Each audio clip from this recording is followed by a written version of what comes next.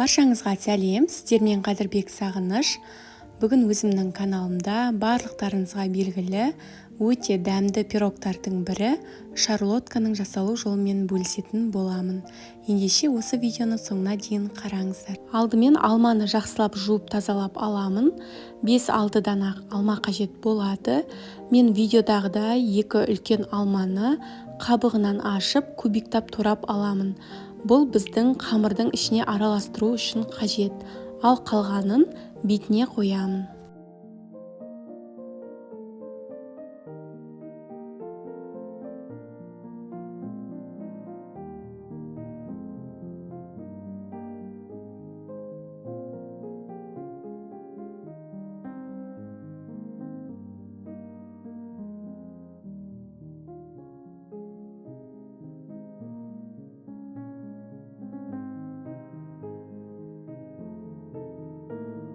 Кішкентай алмаларды осылай жіңішкелеп турап аламын.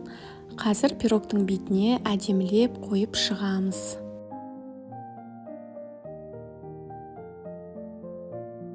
Ал енді таза ыдысымызға 4 жұмыртқаны салып, аздап миксерлейміз. Кейін қантты біртіндеп сала отырып, қанты ерігенше, асықпай, бізде воздушная масса пайда болғанша миксерлеп аламыз. Шамамен 5-6 минуттай уақыт кетеді.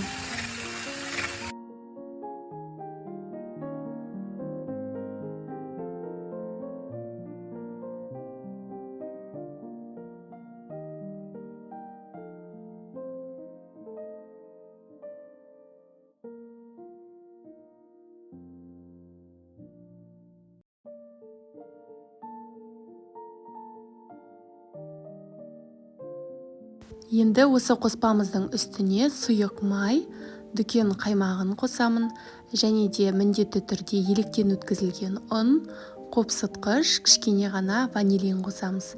Барлығын жақсылап араластырып аламыз. Алдымен лопатканың көмегімен араластырамын, кейін миксерлеймін.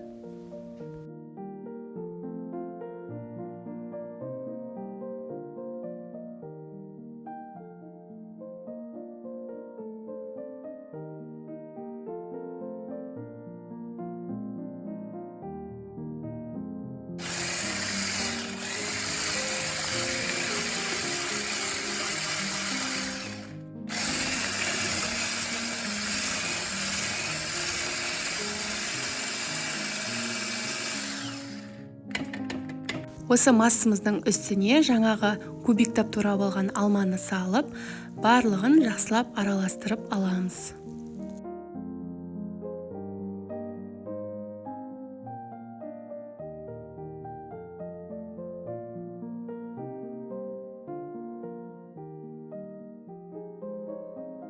Пирогты видеода көрсетілгендей формаға пісіремін.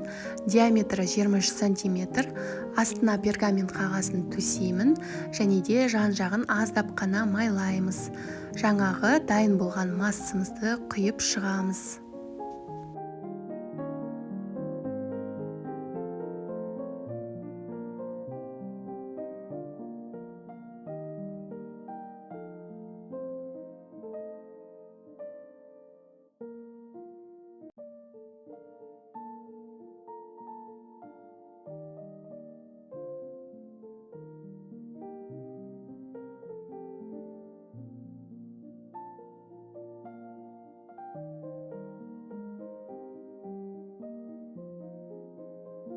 Біздің дайын болған массамызды құйып шықтық. Енді манағы әдемілеп тіліп алған алмаларымызды видеодағыдай етіп орналастырып шығамыз. Және де қызып тұрған пешке 180 градусқа 35-40 минутқа пісіріп аламыз.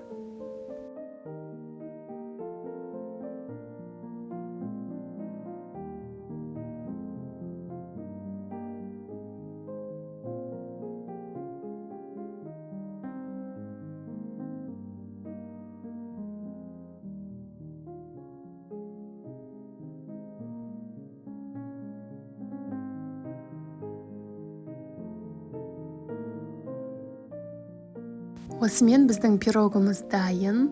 өте дәмді, жұмсақ болып шығады. Дәл осы рецептпен жасап көруге кеңес беремін. Және де каналыма тіркеліп алуды ұмытпаңыздар.